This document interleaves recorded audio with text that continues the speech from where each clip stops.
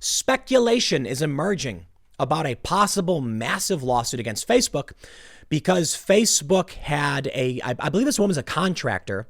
She was listed as an employee of Facebook, but she outright said in a Project Veritas secret recording, no one's got something about no one defending white people or something like that. She was talking about how they can ban or remove or fire whatever based on race so long as the person is white. Now, guess what? Arguably, that's illegal. Facebook is a public accommodation. You can't ban someone based on their race specifically. Here's the first thing that James O'Keefe noted.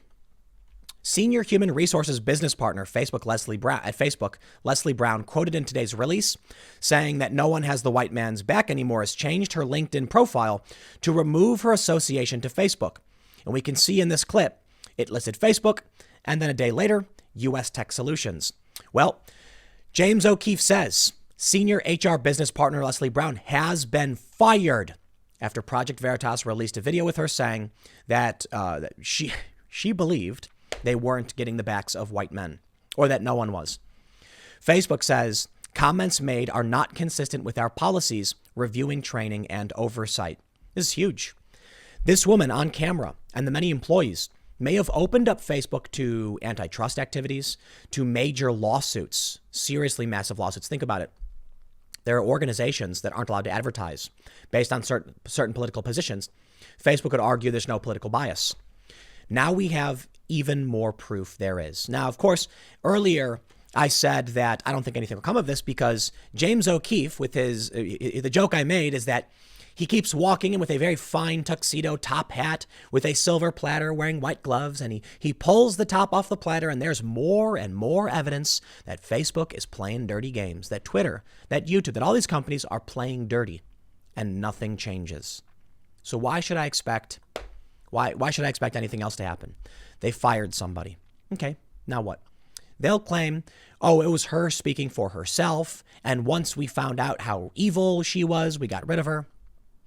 Maybe she'll be willing to go on the record and now spill all the beans. I think that would be the appropriate response for her, to come out and just say, yep, here's what happened. Because the alternative is she just basically made a very racist statement about white people. You might think it's against white people. No, it really does sound like she's defending white people, saying that no one has their back anymore. It sounds like she's kind of upset about it, the way she framed it. Perhaps her best bet at this point is to just come out and spill all the beans as to what her company was doing and about the censorship. But like I said, man, nothing's going to happen. I really do not believe, policy-wise, company-wise, anything will change. Because it's been years now. How long does it need to happen? How much evidence do you need from James O'Keefe, legit people on the record saying it over and over and over again, before someone actually does something? It won't. It won't change. I'm sorry. 3 years ago, 4 years ago, how long have we been saying? I believe the initial story came out in 2017 that these platforms are biased against conservatives. Now, they're biased against conservative ideas, so it does target moderates, but they're also biased against the anti-war left for sure. It's just more conservatives are getting purged than anti-war leftists. Though it happens. It's been going on for years, and we warned you over and over again. Wait till 2020, and it will get worse. And it has. It's only gotten worse, and nothing's been done about it. How many times do we have to scream from the heavens until some of these politicians actually do something? They haven't. There is one thing happening, though. There seems to be a mass exodus to a website called Parler, spelled Parler. And it functions kind of like Twitter. It's got a much bigger, you get more characters. So it's not 280. I think it's like 1,000 characters. So you can actually write little blog posts. We saw a major influx of users after, I believe it was Katie Hopkins, got banned permanently from Twitter. They then banned Carpe Donktum, who is now on Parler. And we're seeing a bunch of people previously banned now popping back up. Notably, people like Sargon of Akkad, who was banned from all these other platforms, and Laura Loomer, who was as well. And now they have huge followings. They're able to reconnect to their audience. Dare I say, I think Parler may have actually won the alternative platform battle so far. Now, look, there was Gab. I think one of Gab's problems early on is that the first people to get banned were the alt-right. So they all jumped over to Gab, creating a place that wasn't particularly mainstream and conservatives didn't want to be because, surprise, surprise, conservatives They're not very racist, are they? The United States is not a very racist country, is it? And I said not very because some people obviously are.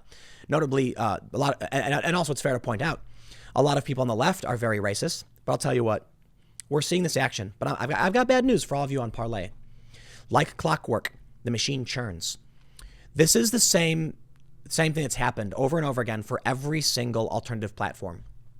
You get mainstream big tech bans a group of people. They jump to an alternative platform. The media then accuses that platform of being far right and white nationalist. Then you get Google and DNS and all these other services freezing things, shutting them down, and they stop working. The Bulwark says the far right establishes autonomous zone safe space app Parlay. No, Parlay's been around for quite some time, and a lot of people have used it for quite some time. So they haven't established anything. But think about look at how they frame it. The far right. This is regular conservatives. It's just literally free speech, cry the snowflakes, seeking a space to vent about their triggered feelings. You see what they do. First, they tell you Twitter's a private platform. If you don't like it, go make your own platform. It's America, right? It's a private business. So they do. Then they chase them there, call them far right, insult them, and then belittle them for doing exactly what they suggested conservatives do. That's the way the game is played, I suppose. The Bulwark says, Twitter will soon fade into a little cry room for the leftist babies who need a safe space from words. User Snyder Art tweeted Wednesday night amid an exodus of right-wing Twitter users to a competitor social app called Parlay. The irony seems lost on him and others. While literally retreating from a dominant public forum, many users seem to believe they are on the offensive against Jack, the founder of Twitter, and against a conspiracy of anti-conservative bias implemented via shadow bans and rigged algorithms. Except we have evidence over and over again proving it's true. Now here's the funny thing. I'm on Parlay, and I'm on Minds, and I'm on BitChute, and I'm not on Parlay because I want to leave Twitter. No, I'm there because there's an audience there of specific people who are also on Twitter. Let me shock the mind of this writer, Hannah Yost, who obviously is just trying to be silly and funny. But let me just tell you, this may come as a surprise, but I actually use YouTube and Twitter. Well, I know. Could this be? Somebody on YouTube and Twitter? How is that? What's this? What's this right there under my face? It says @Timcast. What could that possibly mean? Oh my, I'm on more than one social media platform? Wow. Who could have ever thought of such a devious and brilliant subversive strategy to use more than one social media platform? So let me tell you something. Sargon of Akkad is not on Twitter, but you might like following the man. Well, you can now follow him on a blogging platform called Parlay while you simultaneously use Twitter. It's really that easy, isn't it? Parlay is not the same as Facebook or Twitter. There are similarities, but they're all somewhat different, and I can use both. So, no, I don't think anybody is sticking it to Jack Dorsey. Major brands use Twitter. The president uses Twitter. But I will tell you this.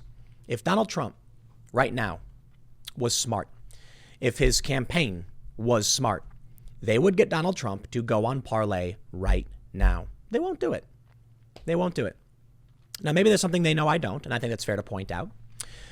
Maybe they're trying to use the whole censorship and bias thing to their advantage, claiming that they're victims. I don't know. But if Donald Trump went on Parlay right now and he posted something exclusive, like, here's something we plan on doing, every single media outlet would be forced to cover it. They would embed the post, they would screenshot it, and then all of a sudden, everybody would know what Parlay was. And it would be that simple. Donald Trump need only snap his fingers. You know, Twitter was actually doing bad before Donald Trump came along? Yep. And then Donald Trump jumped in and created this political discourse because he was there, because he was bombastic, and because he was powerful. People followed. People started signing up like crazy. Trump made Twitter wealthy, and now they're censoring him. All Trump has to do is go to Parlay. But why won't he do it? I don't know. He could have gone to any one of these platforms. Perhaps now Parlay is the right place to be. I believe the Trump campaign is there, the Trump team. I believe Brad Parscale is manager. Ted Cruz, I believe, signed up, and many other high-profile individuals. But Donald Trump needs to introduce a little market competition into the mix. Donald Trump should come onto Parlay, and he should address the nation specifically through this platform. And the media can ignore it, perhaps. But then he can just mention on Twitter that's where he is. Will they be able to ignore that? I honestly don't believe so. I don't believe they could. They might try. They don't want to give Parler the power. Trump should do it. So I'll tell you what. If you know the president or somebody on his staff, ask him why he's not doing it. It makes no sense to me. I know that Dan Scavino and Brad Parscale are savvy dudes. They know social media. Why not? Again, maybe they know something I don't. But I'm really curious why they don't just have Trump go on any one of these platforms, post something bombastic, and then watch the media cry and scream, and then Parler ends up with 50 million users overnight. Look at all the people who follow Trump on Twitter. What if he was only posting on Parler? They'd have to follow him there, right? They wanted it. Well, I have no idea. But look, I'll tell you this. James O'Keefe likely will pull up more and more evidence all day and night. And I kind of feel bad for you, James. I do. You know why? Because you've done so much to prove these companies do this. And it's almost like everyone just claps and pats you on the back and then walks away and nothing happens. Maybe that's just me. That's what it feels like. Anyway, I'll leave it there. Next segment's coming up tomorrow at 10 a.m. and I will see you all then.